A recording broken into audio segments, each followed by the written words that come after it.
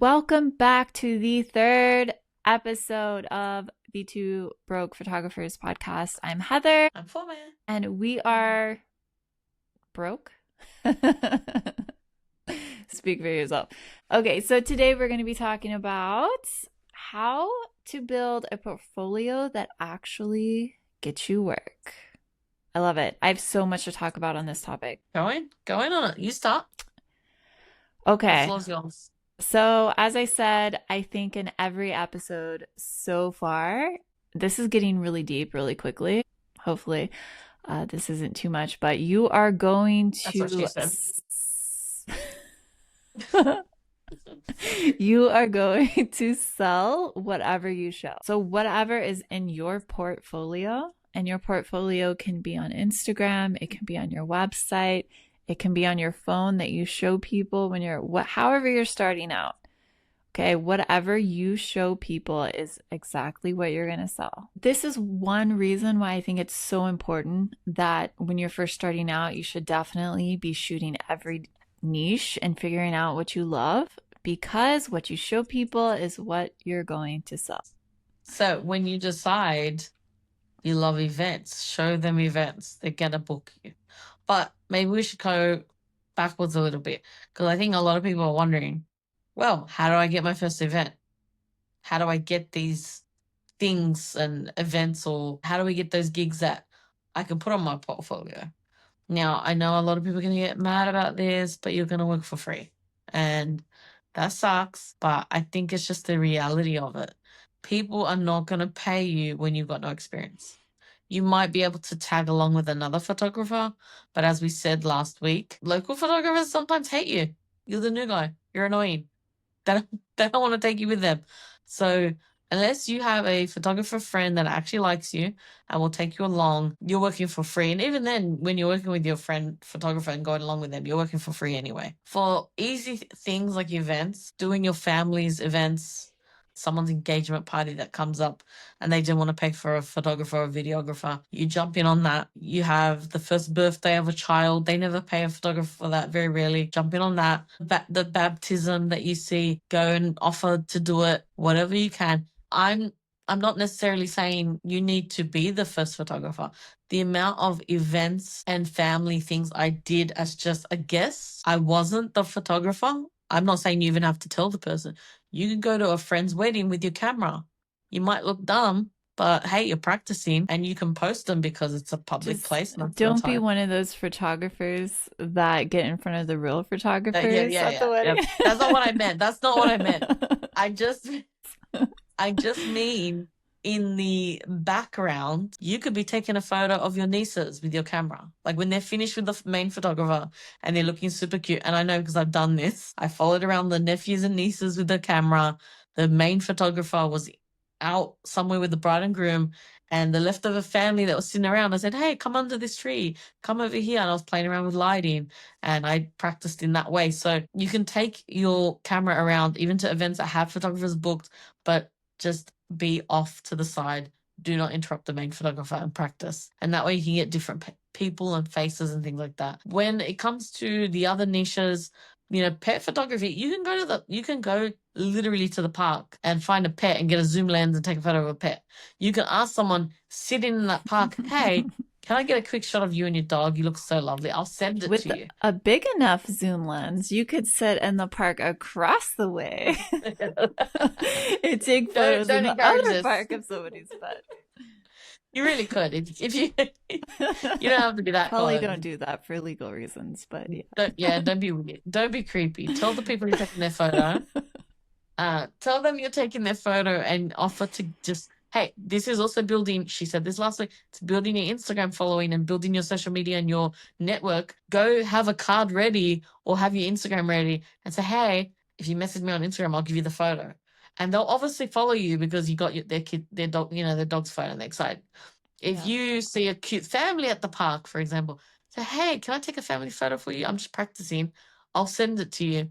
Now, look, some people might be very private and they'll say, sorry, no, thank you. We don't want to be on the internet. Because they know when you mention the Instagram that I'll send it to you via Instagram, that's automatically telling them you're going to post that. So that's a little hack for them to kind of accept. If they say yes, they're comfortable with Instagram because they know they're gonna find it there. So if you want to put them on your social media, make a hint of it in person that you might, even though it's a public place and legally you're fine, it's about respect. Make a hint to them that it will be on social media and get their approval. But that's an easy way to get families, park, dogs and animals, events, tag along to family events. Done. You've done 3 categories in like a month. Easy. So you can definitely do, like you said, go out, find people, ask them. Another way that you can build your portfolio is by doing model calls. This could be paid or unpaid. It can be an actual family, or it could just be an actual model that you find online, or even someone that you know.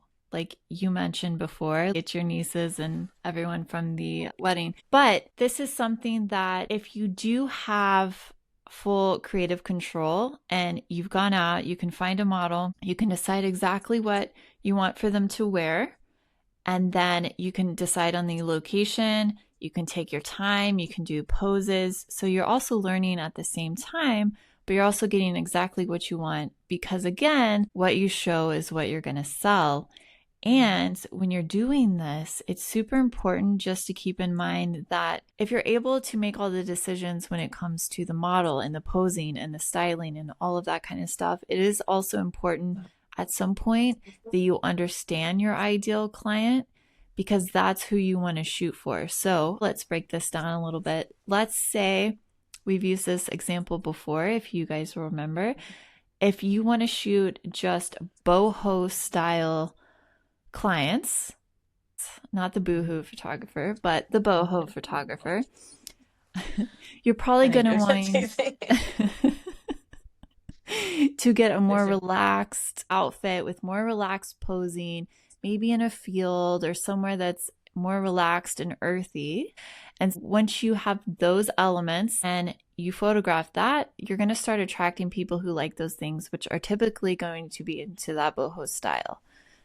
So if you understand the type of clients that you want to get, then you can start working on your ideal client and then start building a portfolio to attract them.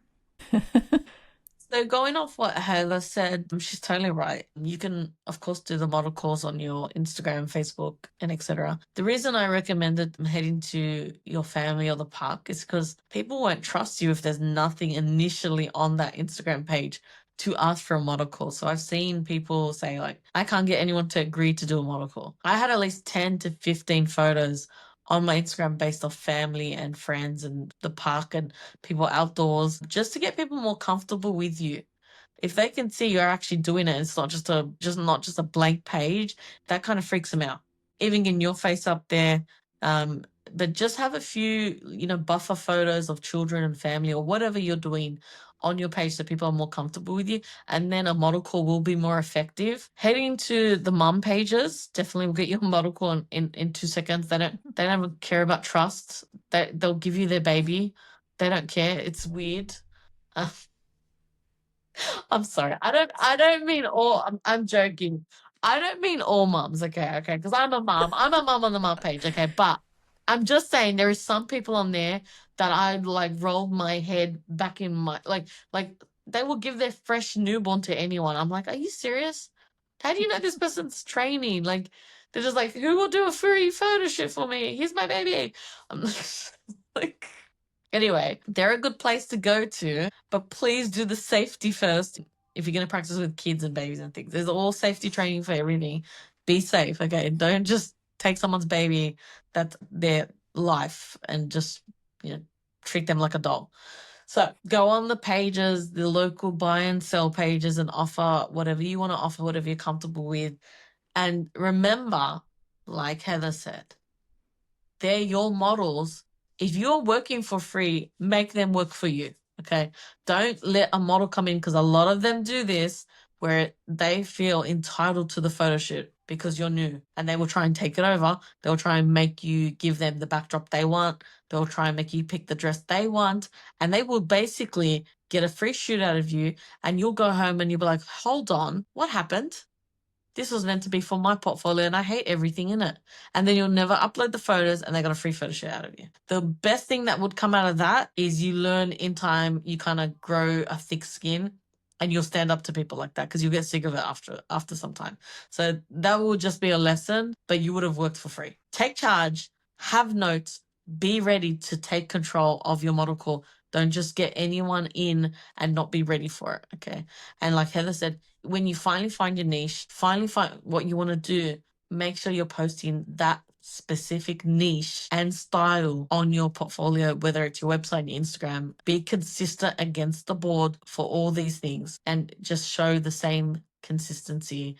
That'll get you booked more often. You will be happier because you'll be shooting what you want to be shooting. You know what I mean? For me, like at the beginning, the grizzly colors people wanted me to shoot. It was horrible. You don't want to be doing things you don't want to be. I want to just do nudes, creams, browns, things that people will put on their wall. When you're at the beginning, people want like hot pink for babies and like your worst nightmare, and then you go and buy it. And then the more that you post these crazy photos because you're desperate for content, right?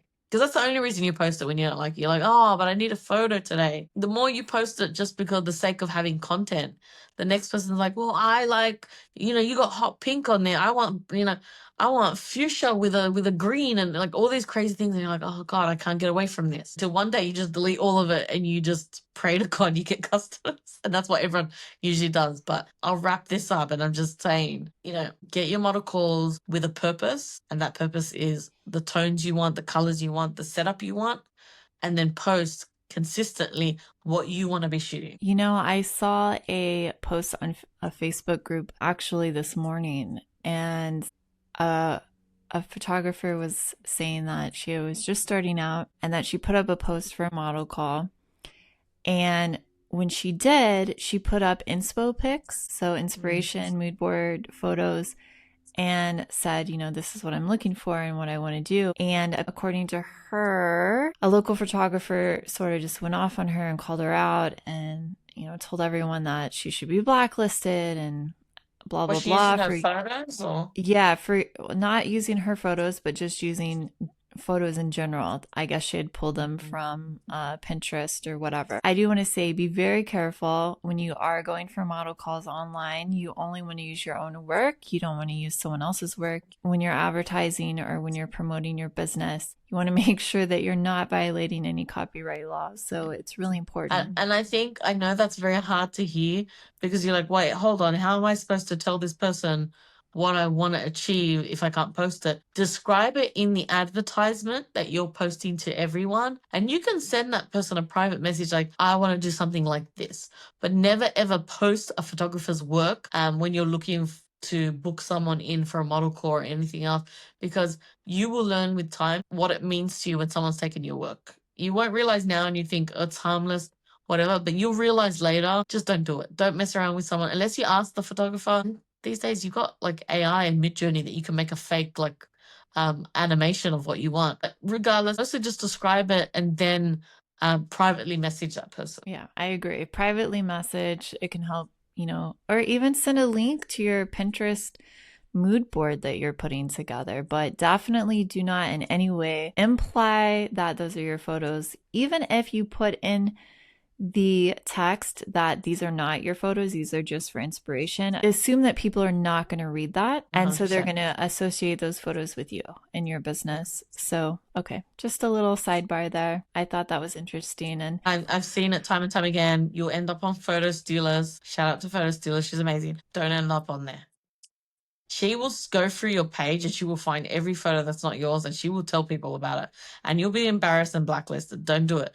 Don't touch other people's photos. I think that's just common sense, but don't do it. I think a lot of people at the beginning, I know a photographer that always takes... Also, you think you're smart taking photos from America when you're in Australia. We know it's not your work. Your work's not consistent. You can see that... And I know a San Diego beach from an Australian Bondi beach. Like, we know the difference. Don't do it. Like, I know this photographer, she takes photos from American photographers, and she posts it. And then she'll post her trashy work between it. It's like, you think that looks the same? Everyone's going to know, and you're going to get called out one day. So don't do it. It's not even worth it.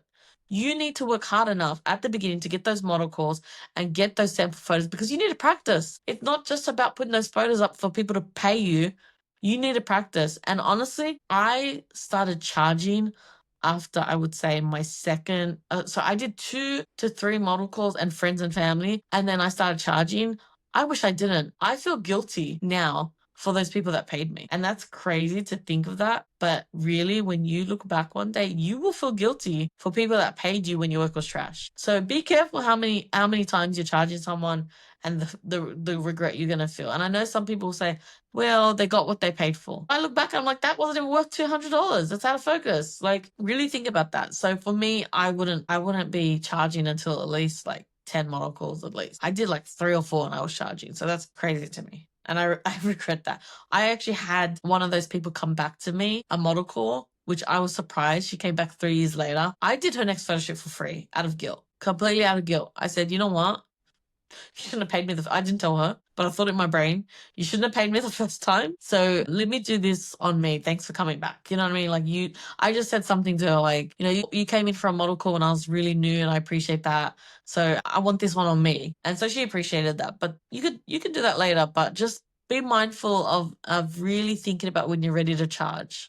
Because there is a level of guilt that comes with that. And the minute you start charging, you add pressure. You add an extreme level of pressure to deliver, and the expectation from that client gets really high. And so think about that stress too. Are you ready to take that stress off? Let's wrap this up with our last point here. And I want to talk a bit more about how to choose and present your best work so that you are getting those clients. Because I know as an artist myself, sometimes I feel like everything is bad, even after doing this for 20 whatever years. And I always doubt myself. And sometimes I can't even be the critic to my own work. Sometimes I have to go and ask one of my friends or one of my other photography friends, help me cull down some of these images to put on my website and my portfolio. So what kind of tips do you have for everyone who's listening today? How do you choose and present your best work? I kind of think some people just suck at it. I just think you suck at it. I'm sorry. There are some people that I've seen the work they do and the photos they upload are the trash of the trash that they have ever done. And I cannot believe it. I don't know why they think that's the Because best. their work is so good and then they pick the worst ones. I know. I do the same thing. I do it. I've seen Guilty. it so often and I don't know what advice to give you. I am so guilty of this. Your eyes. Maybe for those people, like run it by a family member that's critical. Okay. Call your honest friend, right? Everyone has that honest friend, has me, that will tell you it's trash.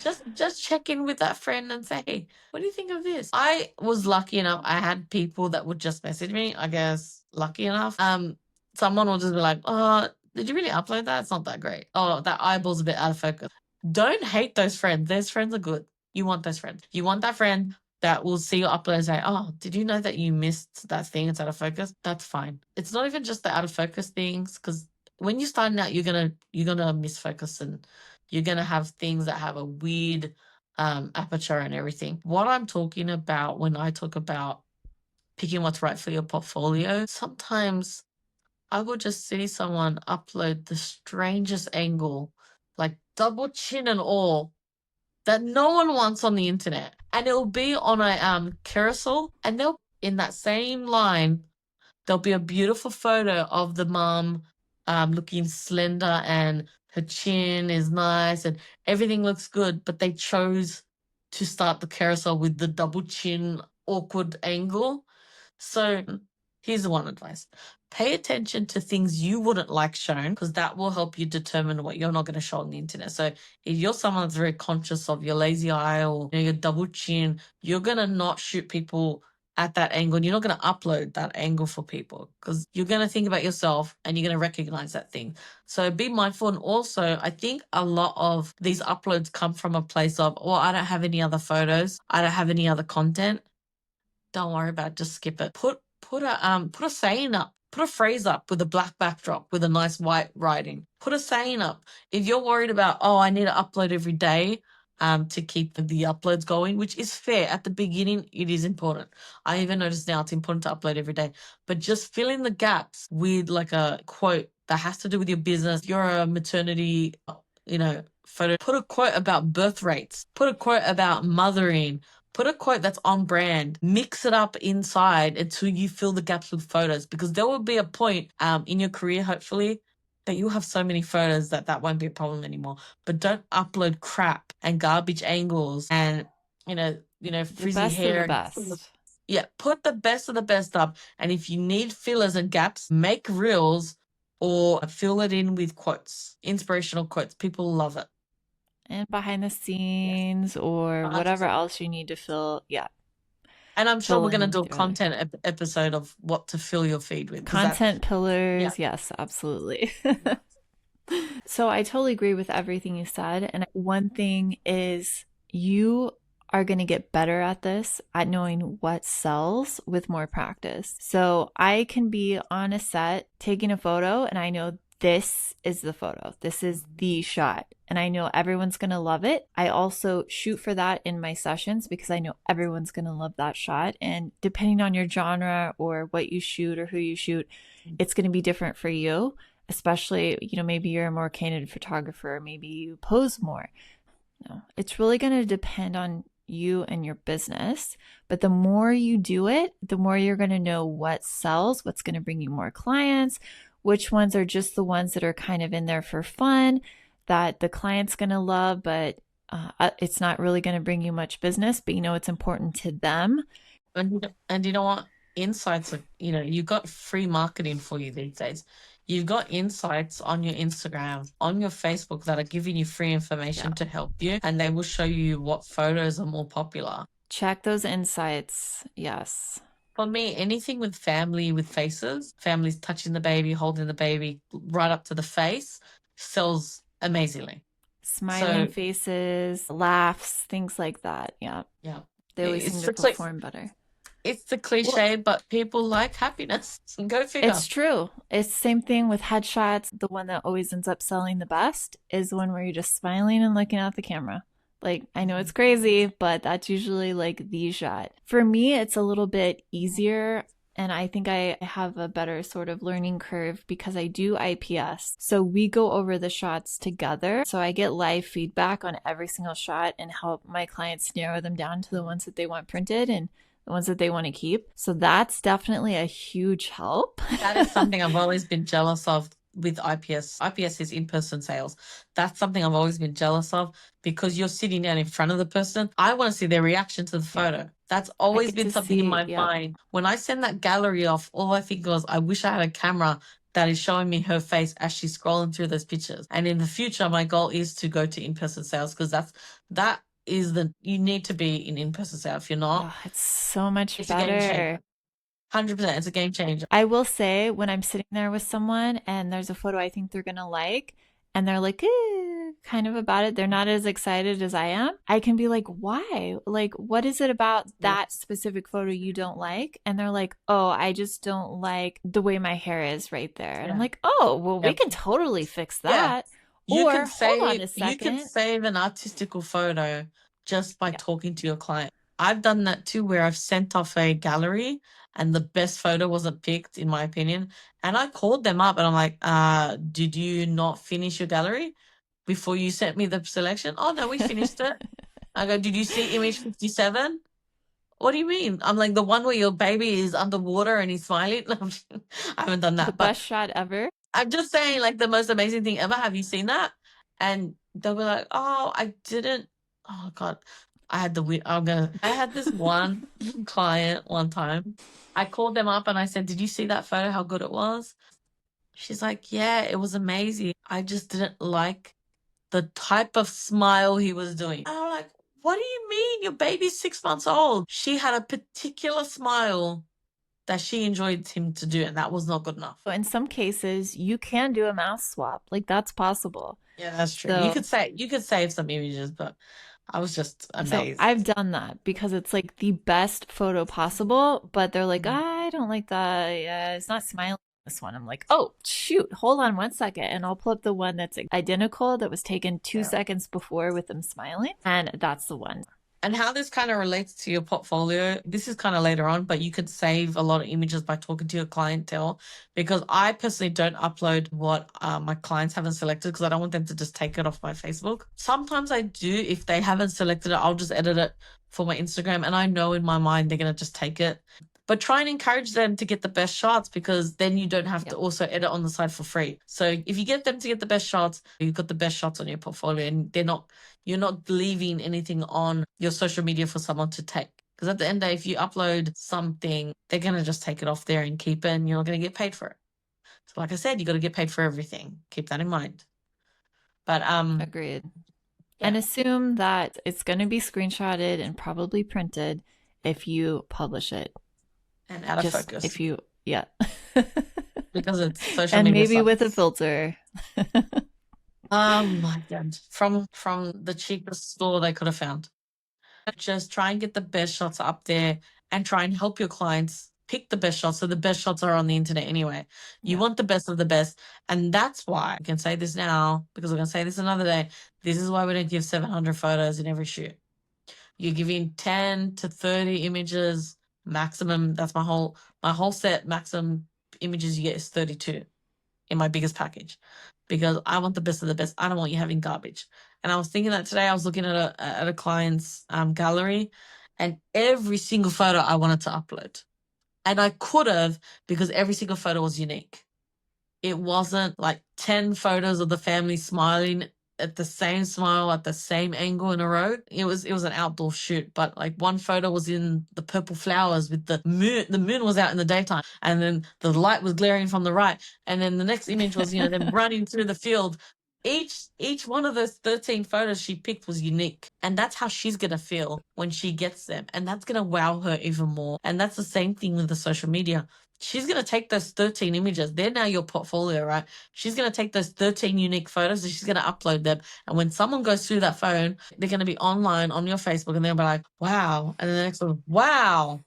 Ooh. It's not going to be like, oh, that's the same. Another toe, another toe. You know what I mean? Like, people really don't realize when you're giving those 500 images and people will guilt trip you. Oh, what does it hurt you? You already took the photo. So that's the same with your portfolio. So if you're uploading the same shot, the same angle, spice it up. Have a look at your portfolio and say, I take that every week. Here's a pro tip. Okay, so I went through this period where I was feeling kind of stuck creatively on all my sessions and my shoots. And so I made a goal for myself every single shoot that I do moving forward, and I still do this, it's been several years. I do a new pose at every single one. No matter, it could be up close, it could be far away, whatever it is, it's one special pose for that session that I have not done before. Yeah.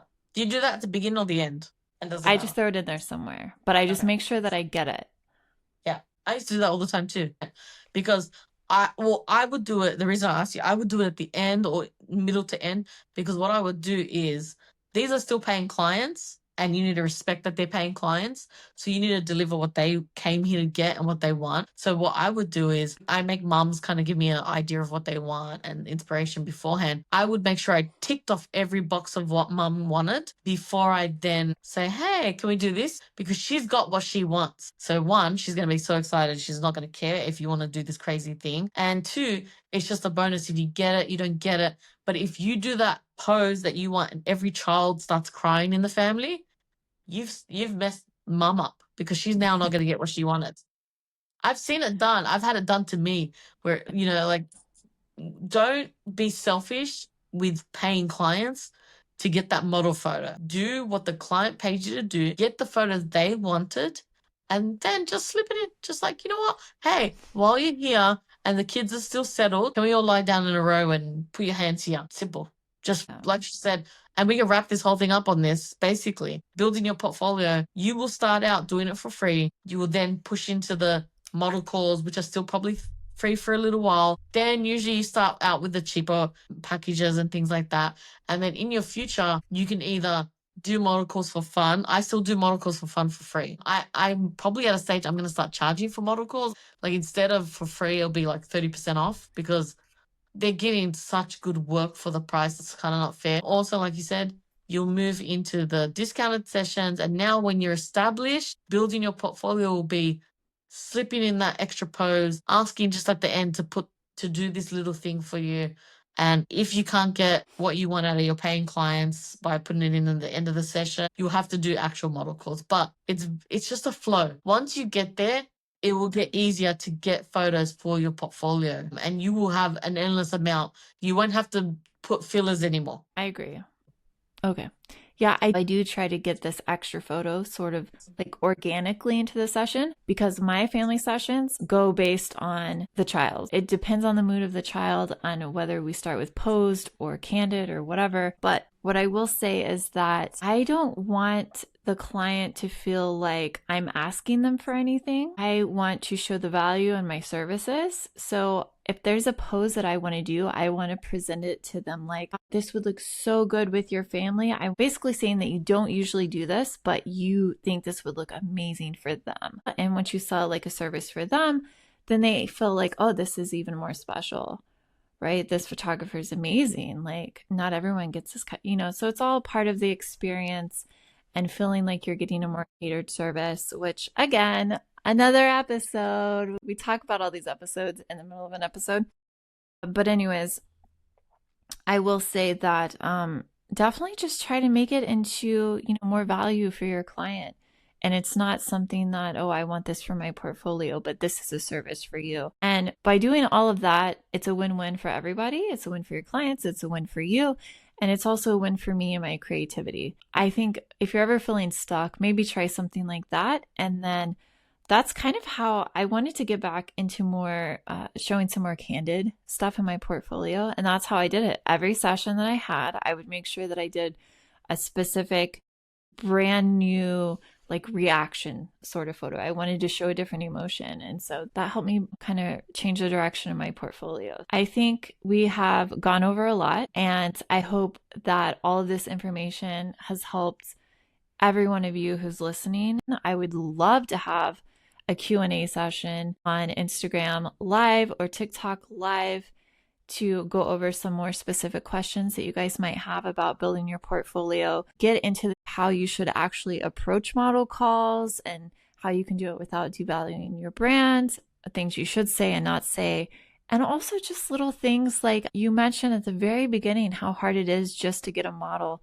to do your work. It absolutely is really hard. It's hard to give away something. At the beginning, they don't trust you yet. It's a trust building process. Absolutely. Like, ask any salesperson. It can be just as difficult to give away something for free than it is to actually sell something. What I find the most success in is if people are just excited about something, they're going to want to do it more. So like if you can get people excited and keep them excited, that is going to change a lot of things for you, whether it's a model call or your session or during your session or after your session, or if you do galleries, like for them receiving that gallery, like get them excited about it. Like, oh my God, I'm working on your photos. These look so great. I cannot wait for you to see them. I'm going to have them up for you tomorrow by 8 p.m. Whatever it is. And that gets them more excited. It also gives them an update on their gallery. But then they already know that you think these are the best possible photos. So they're already in this amazing mindset when they receive it. And they're excited because you got them excited. So it's a win-win-win. And we both would love to answer some more of these questions for you on a Q&A. So we're going to start doing more lives. But in the meantime, please make sure you subscribe, comment. And what's a good question today for commenting? Well, I think let's have the newbies read the stories, and let's have our seasoned veterans tell us, have you ever had a model call go wrong? So whether you had a control freak, you had someone late, disrespectful. We know there's a lot that goes on in model calls. So tell us about your probably worst model call. And newbies, read and take it on, because you're going to go through that soon enough. I'm sorry. So yes, please tell us, comment, send a carrier pigeon, whatever you have to do. We want to hear model calls. If it's traumatic, leave a gift that just summarizes. And we'll see you in the next episode. Yes, thank you guys for joining us. And until the next one, see you guys next Friday.